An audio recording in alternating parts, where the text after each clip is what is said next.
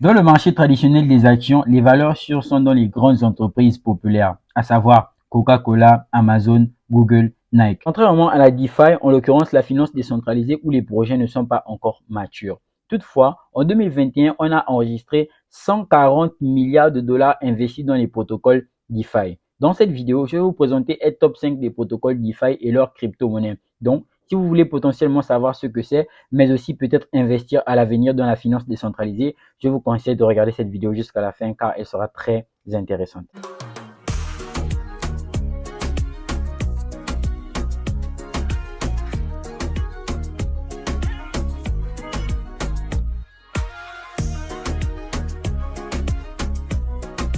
Bonjour à toutes et à tous, bienvenue sur Crypto. Si tu es nouveau, sache qu'ici on parle de crypto-monnaie et de révolutions qu'apporte la blockchain dans le secteur économique. Si la thématique t'intéresse, je t'invite à bien vouloir t'abonner en activant la cloche de notification pour ne rater aucune prochaine vidéo. Si tu veux approfondir tes connaissances en crypto-monnaie, c'est très simple. Je te propose la formation Crypto. Il te suffit de cliquer sur le lien en bas de la description pour avoir toutes les modalités d'acquisition. Si tu veux faire partie de la communauté, tu peux cliquer sur le lien en bas de la description pour rejoindre le canal Telegram. Top, c'est parti. Le premier projet dans le cadre de la DeFi, c'est AAV. Le concept de AAV, il est très simple. Il permet aux utilisateurs de prêter leurs tokens inactifs à des emprunteurs et percevoir des intérêts. Actuellement, lorsque vous partez sur Binance, vous avez la partie staking. Ce qui se passe concrètement, c'est quoi? C'est que vous prenez vos crypto-monnaies que vous prêtez à la plateforme, elle va les utiliser pour éventuellement sécuriser le réseau ou autre. À partir de cette prestation de service, vous allez tout simplement avoir des revenus. Et donc, c'est dans ce cadre que s'inscrit AAV. L'équipe de AAV a obtenu une licence de paiement au Royaume-Uni. Ceci parce qu'au fil des ans, ils ont performé en innovant les services qu'ils offraient de par leur protocole. Contrairement aux grandes banques, cette activité est visible partout sur la blockchain Ethereum. Vous pouvez percevoir un taux d'intérêt variable sur plus de 20 actifs différents. Il est important de notifier que le taux d'intérêt varie en fonction de la demande sur le marché. Par exemple, si plusieurs investisseurs veulent acheter du DAI, l'algorithme quant à lui va tout simplement mettre des taux d'intérêt attractifs visant les gens à s'en en procurer. Alors que c'est un peu différent pour les emprunts car les taux sont à la fois stables et variables. L'emprunt d'actifs est une activité clé pour la DeFi. En gros, lorsqu'on parle de finances décentralisées, on fait majoritairement allusion à deux activités. En l'occurrence, les prêts et les emprunts, encore appelé le lending, le borrowing. La valeur totale de dollars sur AAV était de 500 millions de dollars en 2020. Et en 2021, elle est passée à 10 milliards de dollars, soit 20 fois plus que le prix de départ. C'est incroyable. Le deuxième projet DeFi que je présente est Uniswap.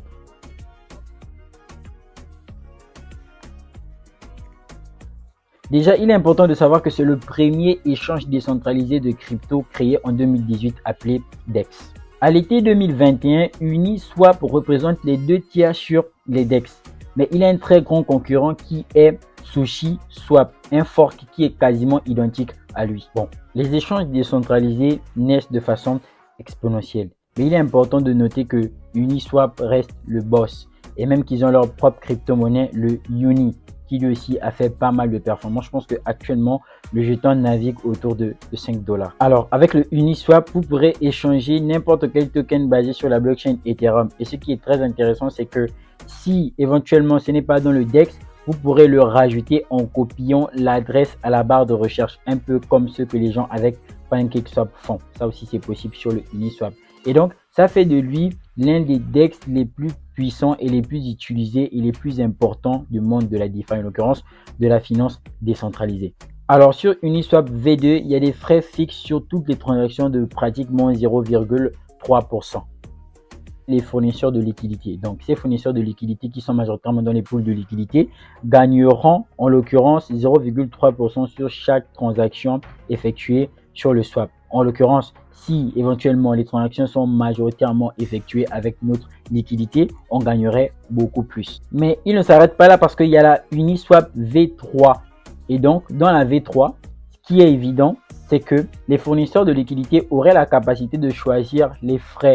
En l'occurrence, ça part de 0,5% à 0,3% et aussi à 1%. Serais-je maladroit si je parlais de la finance décentralisée en mentionnant Uniswap sans mentionner son concurrent qu'est SushiSwap. Donc en troisième position, on parle de SushiSwap. Alors, SushiSwap voit le jour en 2020.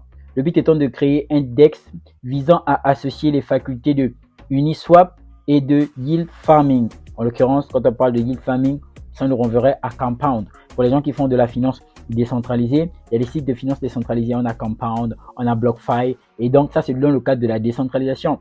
Dans le cadre de ces mêmes services, par le biais de la centralisation, on pourrait avoir Nexo ou encore Celsius qui a fait faillite. AV et Compound proposent des actions que l'on pourrait bien faire dans le cadre de la finance décentralisée. C'est aussi la même chose avec le SushiSwap, vu qu'il est question de réunir les facultés de ces DEX-là qui proposent des services relatifs à la finance décentralisée pour éventuellement performer. Alors, SushiSwap a un marché de prêt, un mini réseau de dApps appelé Bank2Box. Bien évidemment, ils ont un token de gouvernance comme avec Uniswap.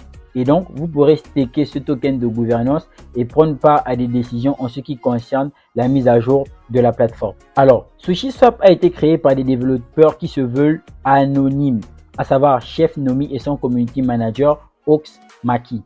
SushiSwap est le 9e plus grand protocole de DeFi comptant à son actif 4 milliards de dollars investis jusqu'à aujourd'hui. Vous pouvez vous le douter, son token de gouvernance en ce temps, en l'occurrence en 2021, avait considérablement pris de la valeur en multipliant son prix par 8. Quatrième projet, Maker. Non mais en vrai, Maker est une vraie banque centrale décentralisée. Concernant Maker, le point le plus important qu'on pourrait souligner est la création du stablecoin décentralisé qui est le DAI. Aujourd'hui, tout le monde devrait connaître. J'ai fait une vidéo où j'expliquais comment est-ce que fonctionnaient les stablecoins, à savoir l'USDT et l'USDC de Tether et de Circle, mais aussi le BUSD, celui de Binance. Et donc, si on n'a pas regardé cette vidéo, je vous conseille de le faire. Et donc, le DAI, c'est un stablecoin purement décentralisé dont la garantie ou encore la réserve serait le fait d'accumuler d'autres crypto-monnaies qui maintiendraient le PEG, un peu comme avec l'UST. Et donc, le DAI, en l'occurrence le stablecoin, est l'atout le plus grand pour Maker.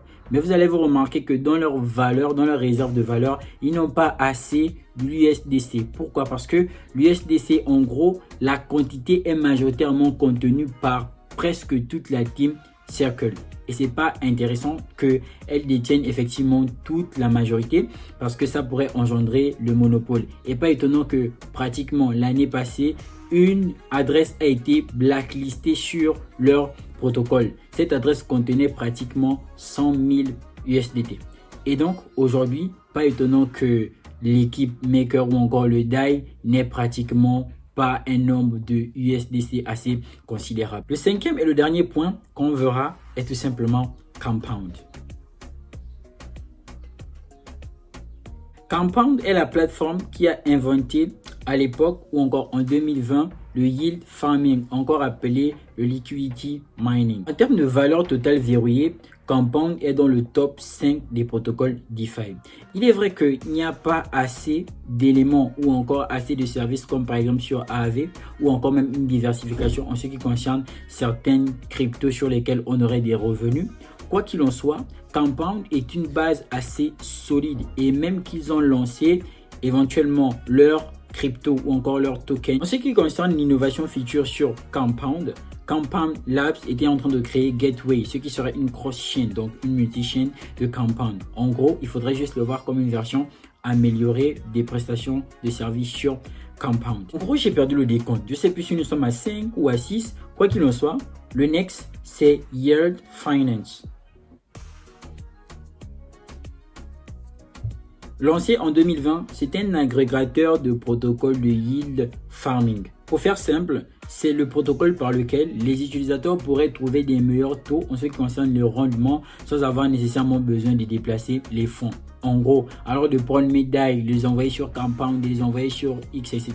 Je n'aurais pas besoin de le faire. Je vais tout simplement aller sur le Yield Finance pour éventuellement voir quels seraient les meilleurs rendements sur le marché et éventuellement me positionner. En gros, ça nous évite de déplacer nos fonds ici et là pour éventuellement chercher des rendements qui seront moindres. À ce niveau, on va tout simplement prendre nos fonds, les mettre sur ce site, cette plateforme ou encore cet agrégateur pour que lui, éventuellement, par le biais de son algorithme, il cherche des rendements qui seraient bénéfiques pour nous.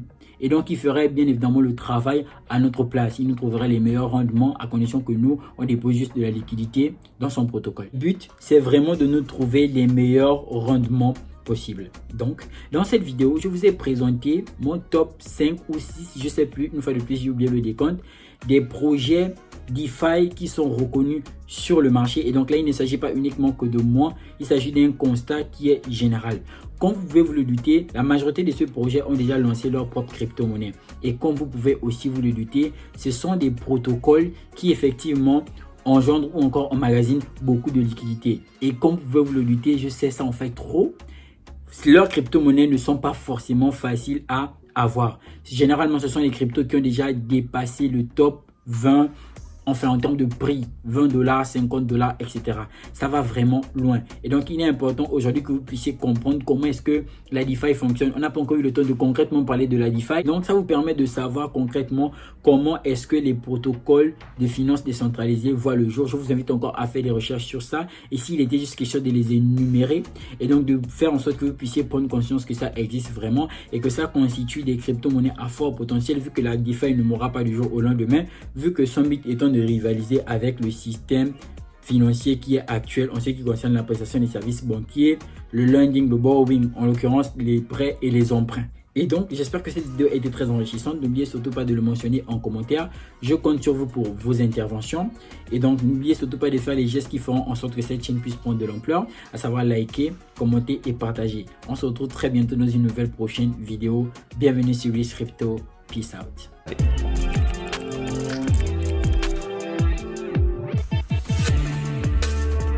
Uniswap.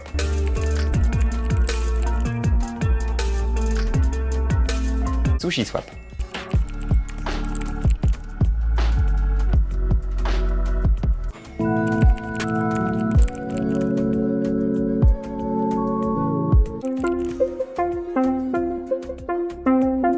Yearn.